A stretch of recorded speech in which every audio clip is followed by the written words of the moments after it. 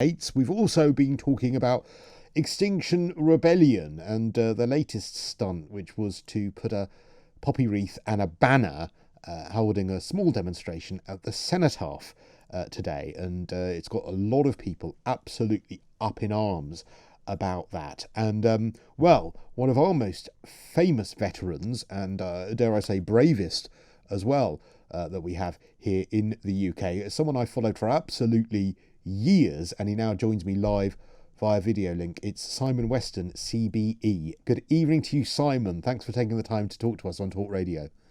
Good evening, Crystal. Do you know what I don't know if you heard earlier, I think you did so much, Simon, to educate younger people when you came back from the Falklands with your injuries, and I don't say this unkindly, but to a lot of, I remember seeing you on Blue Peter, I think you were on there, and I remember seeing you on a lot of children's shows, and I think what you did was show to children that your injuries weren't frightening. And I think that was such a valuable thing you did when you came back, because a lot of people would have just shut themselves away. It was very kind of you to say so, but I became the face of the Falklands. I didn't particularly want to be, but I just happened to be. I was fortunate and unfortunate to be the worst injured to make it back home. It could have quite easily been somebody else, but the reality is, what we were very aware of, and certainly I was very aware of, is I didn't want to glamorize conflict. I never wanted conflict to look like you go away and you come back and nothing ever happens and nothing's wrong, and that we all feel like we're hailed the conquering heroes. I think modern time and reporting and the mental health stresses and strains, apart from the obvious physical injuries, have proven that there's a huge price to pay for conflict. And that conflict and the prices paid should never be taken lightly. We should always respect the fact that young people go and do these jobs and they choose the jobs. Nobody's saying anything different about that. We choose to join. But at the end of the day, when we make it home, we make it back to whatever semblance of normality we come back to, that all we hope is that we'll have the right tools and the right structure in place to care for us in the way that we need it. And I think something that you did, and we'll get to what's happened with Extinction Rebellion, but you also, aside from the sort of combat side of it and reminding us, you're quite right, that the human cost isn't just in loss of life, which sometimes I think can feel a bit alien, but actually, people come back with life-changing injuries. But I think what you've also done, other than just inform people of that, is remind, especially children, because I was quite scared. I hope you don't mind me saying it, but when I first saw your face when I was a little boy, it scared me a little bit. But then the second time I saw it, I wasn't scared. And then the third time I saw it, I didn't even think about it. And it reminded people that actually injuries or someone who doesn't look the way they used to, that they're still a normal person. And I don't think you should underestimate what you must have done for people who are injured, not just people who are servicemen and women injured, but anyone who's injured, by putting yourself on television back then. And I think that you should have some praise for that, is what I'm saying. Well, that's very kind. Again, that must have been another thing you weren't expecting to be, though, I suppose. I never planned on any of it, to be honest with you, Christo. There things that happened, and you could never have planned any of that. You could never have put any sort of future plan on any of that to become famous for being disfigured or for being badly burnt. Like, very few people plan to become in the public eye for whatever incredible feats they do, because they're overcoming whatever disability or incident has happened to them. People have been blown up, and we saw in 7/7 when people lost limbs and were badly injured, and they went on to do incredible things. There are people who just show the most incredible fortitude for whatever's happened to them, whatever the circumstances are. And you just have to... I think, sorry to jump in, but I think a lot of them are able to do that on TV now because of what you were doing in the 80s. Because I think that you were one of the first people on our screens being shown like living a day-to-day life and being able to get over it and having to have that bravery and that stoicism. And nowadays, you're right, it's quite brilliantly, it's quite normal to see someone who perhaps has got those injuries or has come back from fighting on television. But back then, you know, you didn't know how people were going to react to you. People could have been really unkind. People could have been scared to death. So I think you paved the way for some of those people, Simon. As we know, some people could have been, and some people were, but the majority, the absolute majority, have had unbelievable support in this country, and I am so appreciative of all of that. I had it said to me a long time ago that it was the first fly on the wall documentary to follow one individual person through that type of trauma and that type of life. Was it a QED that you did? It was, yeah, BBC QED, yeah. So, and a chap called Malcolm Brinkworth, who I owe a heck of a lot to. We became very, very close friends because he became a bit like an older brother to me. So I took a lot of sort of counsel from him and a guy called Geoffrey Hamilton Fairley. They were two very important men in my life because of all of the filming, because of all of the handling that they had around my life at that time.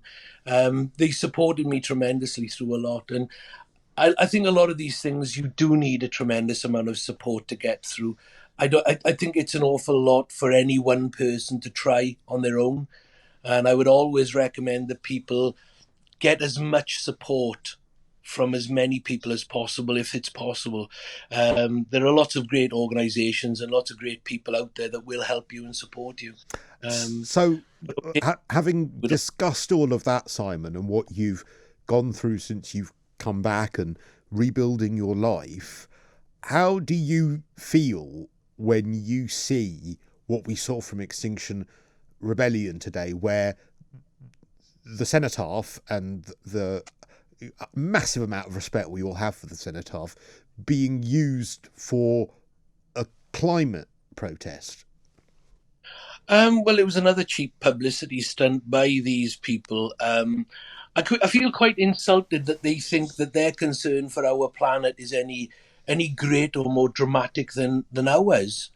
We are all worried for the planet. We're all worried about climate change and global warming. We're all concerned about it.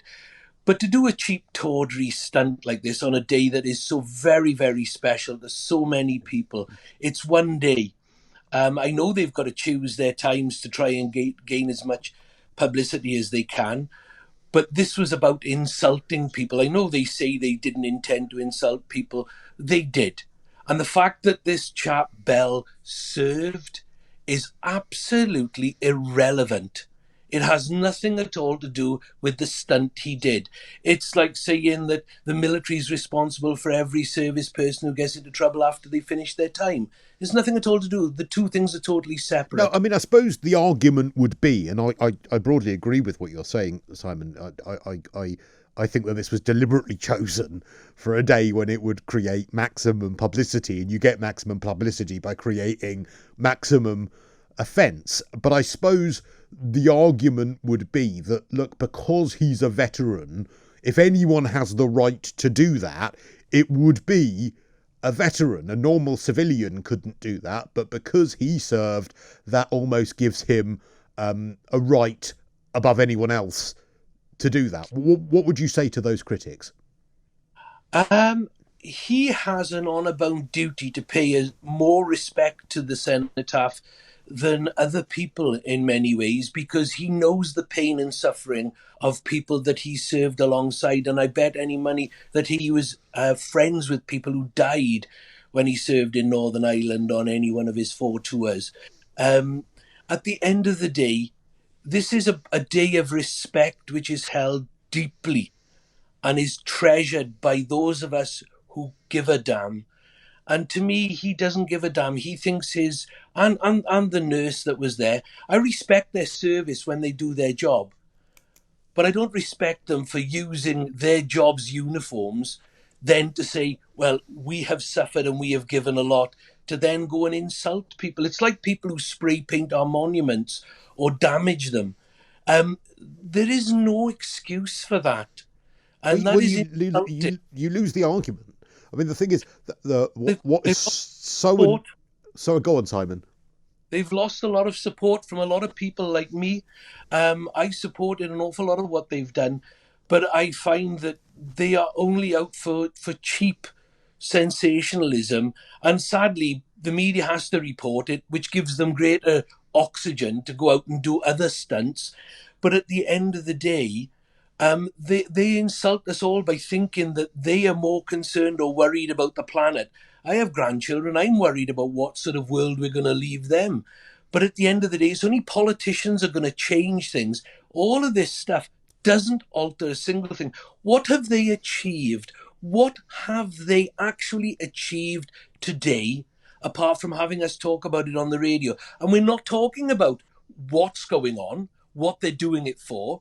We are talking about the insult. We are talking about the fact that they desecrated a day which is held once a year to remember those that have fallen, but also to help raise funds for all those who are suffering from their service. Do you know, Simon, I've seen you tearful, I've seen you sad, I've seen you uplifted, I've seen you courageous on television. I don't think I've ever seen you angry. You're angry, aren't you? I am disappointed more than I am angry, because getting angry, all that does is make other people feel that they should get angry and then possibly go out and be even angrier and do something daft. And this is not the time for that. The memorials are there for people who've had to do the aggressive thing in life. And I don't want any of that. I don't want to play a part in any of that. What I want is, I want those people to understand that they've caused maximum offence to those of us.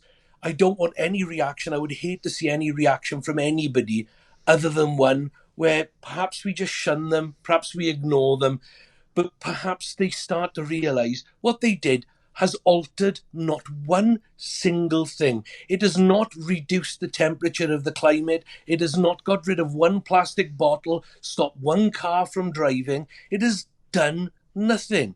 COVID has done more for the planet than any of these people have done, because we haven't seen the numbers of cars moving around. Even so much that I read something somewhere that the earth doesn't have the vibration on it because people aren't moving so much. So these people have achieved nothing. They've achieved nothing. The only thing that has achieved what they're trying to do is a virus. But once all the virus is gone, people will go back to doing what they're doing, but they will have achieved nothing except I was saying earlier that, and I was being a bit flippant, but when I see stunts like this, it makes me want to go and rev my engine. Doesn't make it, because I get so angry. I think, well, actually, I want to do the precise opposite of what you're telling me to do. I'm going to go and start my engine. I'm going to leave it running for half an hour because you've annoyed me so much. So I think you make a really good point. It's what in as much as, what do they want to achieve? Do they want to get us all talking about it? Or do they actually want people to change their actions? And I would argue, as it seems you are, that fine, they're getting us all talking about it and they're getting us all mentioning Extinction Rebellion. But will one person change their habits as a result of what happened today? Will one person say, oh, I'm going to recycle more or drive my car less as a result of what happened today? And I would say no. No, they've achieved nothing. All they've done is inflame a situation. And Mr. Bell has quite openly said in the reports I read today, what he said is he will be the most reviled veteran in Great Britain. Well done. Yes, you've achieved that. You've achieved that, but that's all you've achieved. And ultimately, I can't see what the purpose is there then. If you're going to have some sort of demonstration, if you are going to do something, at least have the politicians buy into it, because at the end of the day, they're the ones who make the laws in this country. They're the ones who attend the G8, the G7, the G6, or whatever. We are, Simon, the only Western country that has pledged to get carbon zero by 2050. We're the only Western country that's done that. So again, many people argue, well, hang on, why are you, you have the right to protest, of course you do, but but why are you having to go at us and our veterans and all of these sorts of things? There are many other countries around the world, and there are many other polluting institutions, businesses and the like, that you could be focusing on, because the UK government is actually, love or loathe this government, and I have a lot to say to them that's negative, but in fairness, we're one of the only Western countries that's signed up to that. So it's kind of, what are they asking for? What more are they asking for? It's self-defeating. It's a self-defeating thing. If they went to another country, they better be careful, because the police out there are all armed. We're the only country, one of the very few countries in the world where our police aren't routinely armed. But if you do something to war memorials in lots of other countries, people respond. If they went to go to France and did it, the police over there would not respond very favourably. No, you are absolutely right. Listen, just to say, Simon, and there are too many to mention, but I've got so much love for you on both our Facebook feed and our YouTube feed. People are so happy to be reminded of you and to see you again, and I'm just getting such lovely comments, and I just thought I'd let you know that. Can I ask you one final thing, Simon? And it's just something I'm fascinated by when I knew I was going to talk to you today. Thatcher, love or loathe her as well, is one of my political idols. I find her period in power really interesting historically, and I've been watching a little bit lately of some of the things that feature her, like The Iron Lady, and I've been lucky enough to see a preview of the latest season of The Crown, where she is being portrayed by Gillian Anderson. Do you ever yourself, Simon, watch any of the biopics or any of the movies or TV series that portray that era and portray what happened in the Falklands? No, not really. I mean, if they're factual films, then yes. If they're dramatised, then I'll leave that for other people's titillation and enjoyment and entertainment. I know what part I played and didn't play. I know what happened to us. I know what caused what happened to us. I met Mrs. Thatcher on several occasions. Strangely enough, she never actually spoke to me. Even though we were introduced, she never actually spoke to me. But I do know her daughter, Carol, relatively. And Baroness Thatcher was, and as you quite rightly say, she's a Marmite character for many people because of things that happened outside of the Falklands. Yeah. But we went to war with a leader that we were so fortunate to have as our leader. She did what probably a lot of men wouldn't do. And she had an awful lot of political enemies working behind the scenes back home here, even in her own party. And that tells you a lot. She was one of those characters. She was very, very strong. And I went to her funeral. And I felt very privileged to be at her funeral, not because she was gone, but because it was my last chance to pay respects to her. I thought she was a very special person. And without doubt, whatever they want to say, we as a country were not looked on so favourably or with any strength before she came to power. And during her tenure, Britain was then acknowledged and recognised and accepted on the world stage once again as being a nation of respect. And we have to say that large part of that was down to her. Yeah. So, and whether people like that or not, I don't really care. I'm not espousing or standing for one political. Whether you love or loathe Thatcher, she was a phenomenal leader during that particular conflict. Just very quickly, what did actually happen when you met her, though? So she was there, and did you not actually get a chance of what happened? Well, the first time I got introduced to her, there was a lady. My best friend on board the ship was a guy called Andrew Walker, Yorkie Walker, and I think of him every day. But I think, at this time of year, I think of him very, very much more. And even today at the 2 minutes, I was thinking of several guys that I served with and that didn't come home for many different things. And anyway, we were introduced, and she was about to talk to me. But Yorkie's mother, who's a fiery little Glaswegian, she jumped right in between us and absolutely berated Mrs. T. And that was it, gone. And then the next 3 or 4 times I met her, I think she probably psychologically remembered those moments, and she never actually said a word to me. I love it that the Argentinians couldn't scare her, but your mate Yorkie's mum did. If you'd have met her, she'd have scared the living daylights out of you as well. They just love the Argentinians couldn't break her, but Yorkie's mother, yeah, you don't cross her. Listen, Simon, it's been such a pleasure and an actual honour to talk to you, really and truly. And I don't say that lightly, so I really, really appreciate you taking the time, and thank you so much for talking to us on Talk Radio. It's been a pleasure, Chris. Though, wish we could have talked about something much nicer. Yeah, absolutely. But I think what you've said has really, really resonated with people. So I thank you for doing that. That's Simon Weston CBE, veteran of the British Army.